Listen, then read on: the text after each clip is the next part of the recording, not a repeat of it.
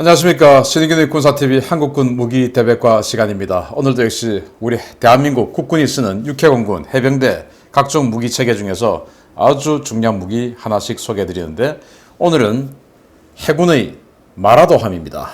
20% 저주에 걸린 비운의 상륙함 LPH 마라도라는 제목을 붙였는데, 마라도함 정말 딱 보기에도 항공모함처럼 생겼고 멋있게 잘 생겼습니다. 그런데 이 마라도함이 어떤 군함인지, 그런데 제가 왜 20% 저주에 걸린 비운의 라는 제목을 달았는지 알려드리도록 하겠습니다. 자, 경항모 희망고문의 시작이죠. 독도함이 등장했습니다. 2007년도에 취획을 했는데, 이때 당시에 아시아 최대, 사실상 경항모다 이렇게 해가지고 언론에서 대서특필하고, 이 독도함 진수식 할 때 당시 노무현 대통령 부산 영도에 있는 한진중공업 그 조선소에 직접 방문해서 대통령이 직접 방문한 진수식을 했어요. 그러다 보니까 대통령 참석 행사한다고 그 영도에 그냥 도로 새로 닦고 포장 다시 하고 아주 좋아졌죠. 이렇게 해서 독도함이 화려하게 등장을 했습니다.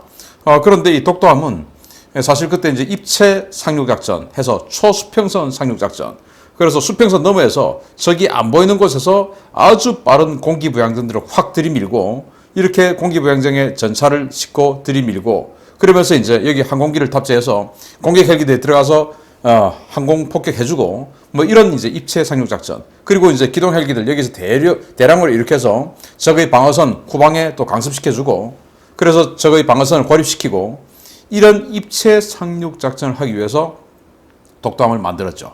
그리고 당시 이제 4단급 상륙 작전 이래가지고 이 독도함을 한 세 척을 만들자 해서, 한 척은 독도함, 또 이번 함은 마라도함, 세 번째 함은 백령도함, 이래서 동해 서해 남해 우리 끝단에 있는 그런 섬 이름들을 붙여서 우리의 의지를 보이자, 이렇게 해서 독도함이 나왔습니다. 그런데 독도함은 사실은 이 21세기에 등장한 상륙함 치고는 너무나 기형적인 그리고 어이없는 군함이었습니다. LPH라고 이름을 붙였고, 해군에서는 대형 수송함이라고 이야기를 하는데, 어쨌든 분류 기호는 LPH를 붙였어요. LPH는 뭐냐? 랜딩 플랫폼 헬리콥터, 즉 헬기 탑재 상륙함이란 말인데, 실제 독도함은 LHD라고 전문가들은 이야기합니다. 이건 뭐냐? 랜딩 헬리콥터, 헬리콥터를 탑재할 수 있는 능력은 있고, 그리고 이제 이 도커가 있어서 여기에 각종 장비를 싣는다라는 건데, 이 LPH가 되려고 하면은 당연히 복층 구조가 격납고가 돼야 됩니다. 그래서 헬기 탑재 상륙함이니까 헬기를 전문적으로 운용하는 상륙함이죠. 그러면은 헬기를 정비하고 탑재하고 수납하고 할 수 있는 공간이 따로 별도로 되어 있어야 된다 이거예요. 그러려면은 프랑스의 미스트랄이나 후안 카를로스나 이런 것들처럼 이 격납고가 2층 구조로 되어 있어야 돼요. 그래서 위층에는 헬기가 들어가고 아래층에는 이렇게 상륙 장비들이 들어가고, 이런 식으로 해서 복층 구조로 21세기엔 다 만들었는데, 21세기 군함이었는데, 상륙함이었는데, 독도함은 어이없게도 그냥 단층 구조로 만들었고, 그래서 헬기를 수납할 공간이 없었음에도 불구하고 또 폼 나는 건 좋으니까 LPH라고 이름을 갖다 붙였습니다. 전 세계가 보면 웃기는 일이죠. 자, 그러다 보니까 할 일이 없죠. 잘못 만들었으니까. 그래서 각종 행사에 많이 동원이 되었고, 저도 사실은 독도함 타고 행사 많이 했는데, 행사할 때는 참 기분 좋죠. 그렇지만 한편으로는 씁쓸합니다. 이 배가 이런 용도 외에 정말로 전투함으로써 헬기를 가득 싣고, 또 밑에는 아래층에는 수륙양용 장갑차, 전차 이런 것들 가득 싣고 적의 해안선 근처에서 작전할 수 있었다면 얼마나 좋았을까라는 섭섭함이 있어요. 그래서 밀리터리 마니아들이 이걸 독도함을 아시아 최대 행사함이다 이렇게 그냥 별명을 갖다 붙일 정도로 행사 외에는 딱히 지금 쓸 일이 없는 이런 상황이 되어버린 것 같은 이미지를 주고 있습니다. 이러려고 산 게 아닌데, 독도함이 처음 나왔을 때 이 밀리터리 잡지 여기에서 독도함을 가지고 마구마구 분석을 했습니다. 야, 독도함 정말 우리 희망이었는데, 경항모 될 수 있었는데 지금 상황 보니까 경항모가 안 되겠다. 그런데 이번 함인 마라도함은 이렇게 나올 거야 해가지고 당시 2007, 8년도에 엠모 군사 잡지에서 이런 CG를 내놨습니다.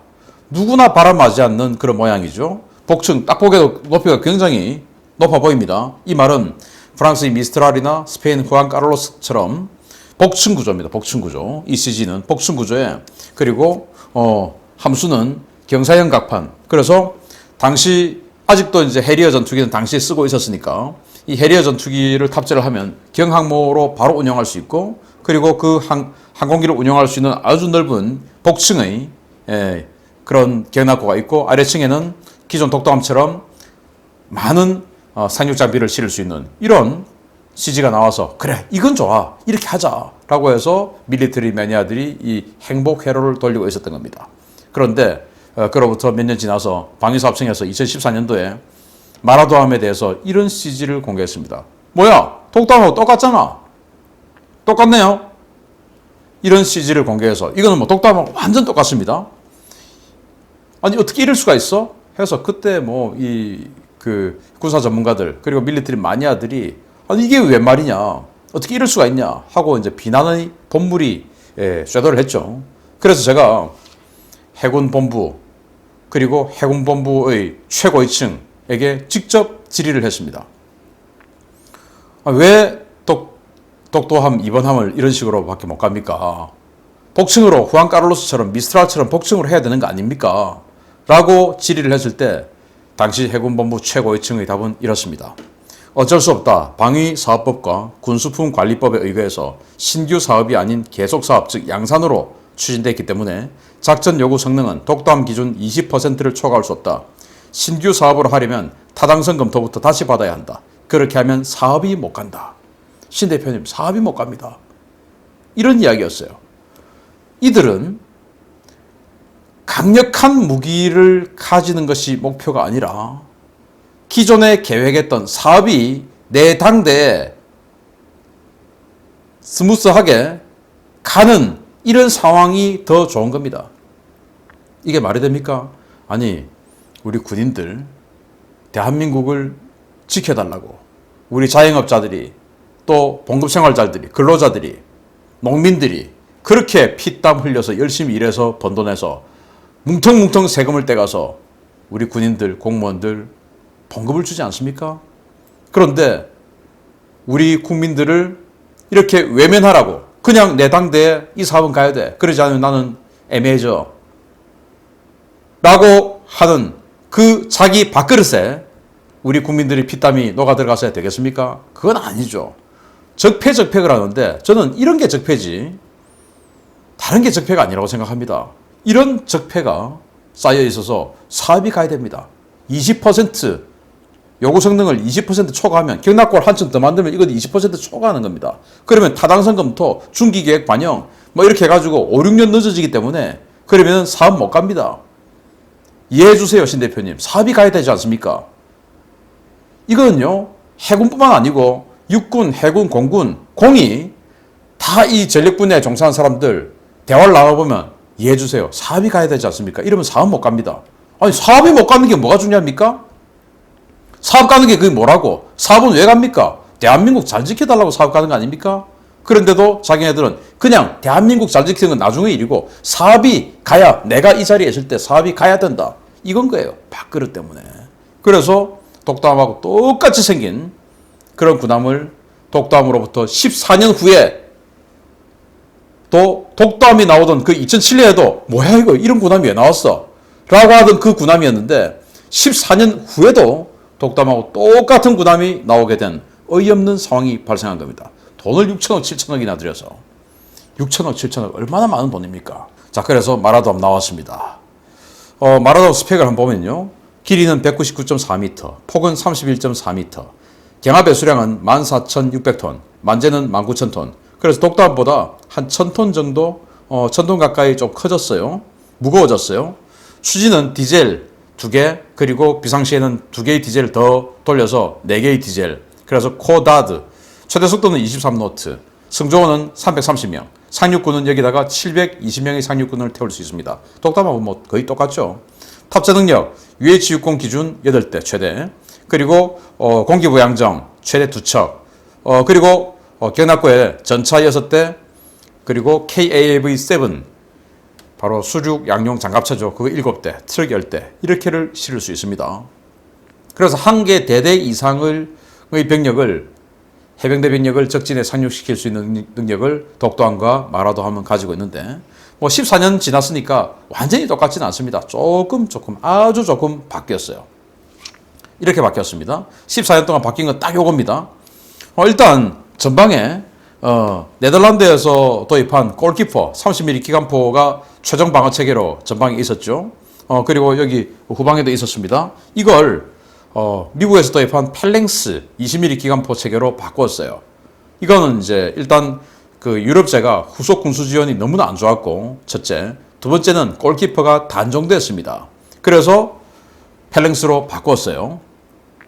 단종됐으니까 바꾼 겁니다. 그리고 갑판을 강화시켰어요. 갑판을 왜 강화시켰냐? 이 CG 보시면 여기 지금 MV-22 오스프리가 지금 착함하고 있는 게 보입니다. 그래서 이 오스프리는 기존 헬기보다 무겁죠. 그래서 오스프리가 착함할 수 있도록 이 갑판을 아주 강화시킵니다. 기존의 독도함은 갑판이 약해서 오스프리의 이 이륙할 때 확 뿜는 그 제트 기류, 아주 뜨거운 열, 이걸 견딜 수가 없어서 이걸 더 강화시켰습니다. 그리고 대공 탐색 레이더죠. 대공 레이더 MW08. 이건 뭐 정말 만국의 레이더인데 이걸 국산 SPS-50K로 바꿨고요. 이건 정말 잘 바꿨습니다. 그리고 적외선 탐지 장비 뱀파이어. 이걸 이제 SAQ-600K로 바꿨는데 이 뱀파이어도 단종됐습니다. 그리고 스마트 L 레이더. 이것도 역시 단종됐습니다. 그래서 이스라엘제 ELM-2248 MF-스타 레이더로 바꿨는데 이거 아주 좋은 레이더입니다. 이게 이스라엘의 사르6급 초계함, 그리고 인도의 방공함이죠. 꼴카타급. 여기에 장착되는 방공 레이더인데 이렇게 좋은 레이더를 상륙함에다 왜 갖다 붙였는지 모르겠어요. 그리고 램, 원래 램이 여기 함경 앞에 있었는데 이걸 KVLS 4개를 심어가지고 쿼드팩에서 한 개 VLS당 4발의 해궁을 집어넣어서 16발의 해궁 함대공 미사일을 집어넣습니다. 이건 이제 360도 전방향 교전이 가능하죠. 그리고 전투 체계를 교체했고 현측의 램프를 보강해서 원래는 25톤이었는데 이 옆에 이제 우리 행사하면 들어가는 문이 있습니다. 옆으로 여기에 원래는 25톤까지밖에 못 들어가요. 그런데 전차가 못 들어가잖아요. 이러면은 전차가 한 대 지금 흑표 전차 55톤인데 그래서 전차가 이 현측 램프로 들어갈 수 있도록 60톤으로 강화시켰습니다. 이게 다예요. 14년 지났는데 제일 중요한 건 이 층고를 2층으로 만들어서 복층 구조로 만들어서 위층은 헬기 또는 항공기를 정비할 수 있는 공간을 주고 아래층에다가 상륙 장비를 집어넣고 하는 그런 세계적인 트렌드. 그 트렌드는 이미 20년 전의 트렌드예요. 그 트렌드를 따라야 되는데 그걸 무시하고 또 사업이 가야 되니까 이런 식으로 바꿨습니다. 그냥 내 돈 아닌 국가 돈, 우리 국민들이 피땀 흘려서 낸 세금 7천억 원 꿀꺽 해버린 거죠. 그러다 보니 또 이 정부가 군사장비의 이 홍보에 대해서 굉장히 두려워하죠. 왜? 북한 형님들이 싫어하니까. 그래서 정말 아무도 주목하지 않았던 초라한 취역식을 2021년 6월 28일 이렇게 조용하게 치루었습니다. 또 뭐 자랑할 만한 그런 성능도 아니죠. 뭐 자랑하면 그냥 무면 맞을 텐데. 뭐냐 이게. 14년 전에 독도함 나올 때도 그게 욕먹을 그런 성능이었는데 14년 후에 이게 뭐냐. 돈 7천억 원 넘게 들어가지고 이게 뭐한 짓이냐 라고 욕먹을 거 아니겠습니까? 조용하게 취역식을 치렀습니다. 그래서 지금 진해에 있습니다. 과연 이런 배로 입체 상륙 작전 그 중심 세력으로 활약할 수 있을까? 노무현 대통령 시절에 전시작전 통제권 전환을 기획하면서 그러면 우리 스스로도 사단급으로 해병대 1사단 하나만은 한국군 능력으로 상륙시키자. 이런 목표를 가지고 독도함 만들고 이 독도함 시리즈를 3척을 만들기로 했죠. 그런데 독도함 그리고 이번함인 마라도 나왔습니다. 그리고 천왕봉함도 제가 일전에 말씀드렸습니다만은 4번 가야지 독도함 이번함 이거 안 될까 봐 일부러 능력을 축소하고 이런 아주 비열한 이런 짓거리들이 들어간 정말 있어서는 안 되는 형식의 군함이 천왕봉함이고 어쩌면 이 마라도보다 더 최악의 군함이 천왕봉함입니다. 어쨌든 그런 것들 다 합해서 지금 우리 해군은 한 개 여단을 상륙시킬 수 있는 능력을 가졌는데 과연 그게 우리가 투자한 돈만큼 최대 효과를 뽑아냈냐? 아니다 이겁니다. 저는 그게 아주 나쁜 그런 비열한 마라도암 사업이 안 갈까봐 천왕봉 시리즈를 완전히 그냥 말도 안 되는 쓰레기 같은 배로 전락시켜버리고, 그리고 그나마 그렇게 해서 사업이 추진됐던 이 마라도도 이런 식으로 21세기에 듣도 보도 못한 최악의 성능으로 만들어버린 해군입니다. 이렇게 적폐입니다. 이거 바꿔야 됩니다. 그래서 앞으로 어떤 정부가 들어올지 모르겠지만 이런 모든 것들을 다 개선할 수 있는 이런 제도, 이거 해서 돈을 떼먹었다든지 이렇게 하면 방산비리라 해서 막 잡아가죠. 그게 아니고 저는 이렇게 일부러 고의로 나쁜 계획을 세우는 거, 이건 방산비리보다 더 나쁜 이적행위에 준하는 행위가 아닐까 생각을 합니다. 이런 걸 단속해야 된다라고 생각하고, 이런 걸 단속하는데 우리 국민들이 이렇게 계속 진실을 알아감으로 해서 우리 국민들이 이런 걸 단속하는 이런 적폐를 없애는 요구를 해야 된다라고 생각합니다. 마라도암 정말 안타깝습니다. 마치겠습니다. 감사합니다.